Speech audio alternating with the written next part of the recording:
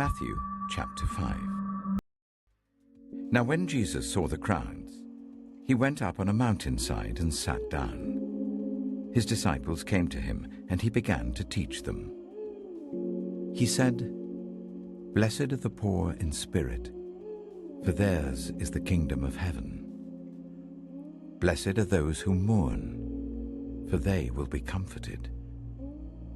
Blessed are the meek, for they will inherit the earth.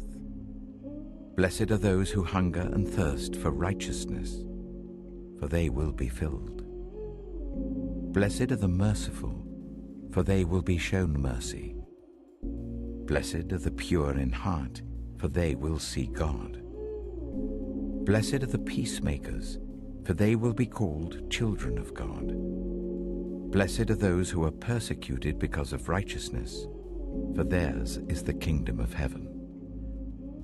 Blessed are you when people insult you, persecute you, and falsely say all kinds of evil against you because of me. Rejoice and be glad, because great is your reward in heaven, for in the same way they persecuted the prophets who were before you. You are the salt of the earth. But if the salt loses its saltiness, how can it be made salty again? It is no longer good for anything except to be thrown out and trampled underfoot. You are the light of the world. A town built on a hill cannot be hidden. Neither do people light a lamp and put it under a bowl.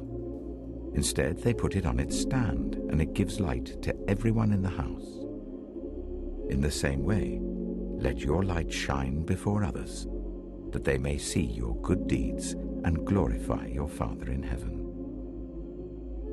Do not think that I have come to abolish the law or the prophets. I've not come to abolish them, but to fulfill them.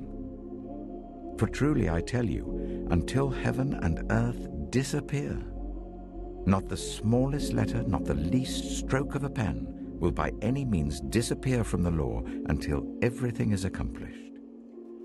Therefore, anyone who sets aside one of the least of these commands and teaches others accordingly will be called least in the kingdom of heaven.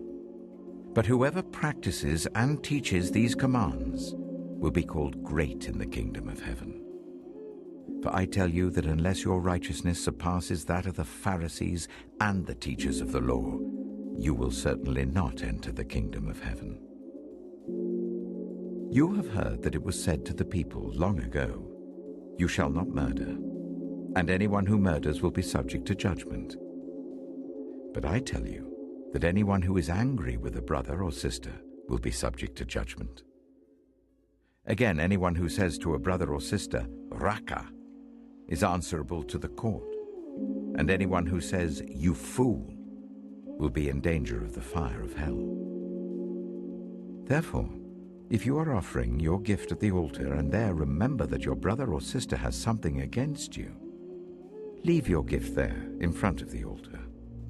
First, go and be reconciled to them. Then come and offer your gift. Settle matters quickly with your adversary who is taking you to court. Do it while you're still together on the way, or your adversary may hand you over to the judge, and the judge may hand you over to the officer, and you may be thrown into prison. Truly I tell you, you will not get out until you have paid the last penny. You have heard that it was said, "You shall not commit adultery."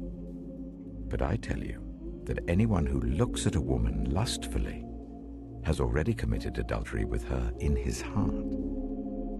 If your right eye causes you to stumble, gouge it out and throw it away. It is better for you to lose one part of your body than for your whole body to be thrown into hell. And if your right hand causes you to stumble, cut it off and throw it away. It is better for you to lose one part of your body than for your whole body to go into hell. It has been said, anyone who divorces his wife must give her a certificate of divorce. But I tell you that anyone who divorces his wife except for sexual immorality makes her the victim of adultery, and anyone who marries a divorced woman commits adultery. Again, You have heard that it was said to the people long ago, "Do not break your oath, but fulfill to the Lord the oaths you have made." But I tell you, do not swear an oath at all, either by heaven, for it is God's throne, or by the earth, for it is his footstool, or by Jerusalem, for it is the city of the great king. And do not swear by your head, for you cannot make even one hair white or black. All you need to say is simply yes or no. Anything beyond this comes from the evil one. You have heard that it was said, "Eye for eye and tooth for tooth." But I tell you, do not resist an evil person. If anyone slaps you on the right cheek, turn to them the other cheek also. And if anyone wants to sue you and take your shirt, hand over your coat as well. If anyone forces you to go 1 mile, go with them 2 miles. Give to the one who asks you, and do not turn away from the one who wants to borrow from you. You have heard that it was said, "Love your neighbor and hate your enemy." But I tell you, love your enemies and pray for those who persecute you, that you may be children of your Father in heaven.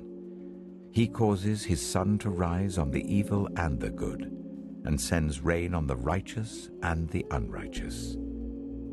If you love those who love you, what reward will you get? Are not even the tax collectors doing that? And if you greet only your own people, what are you doing more than others? Do not even pagans do that? Be perfect, therefore, as your heavenly Father is perfect.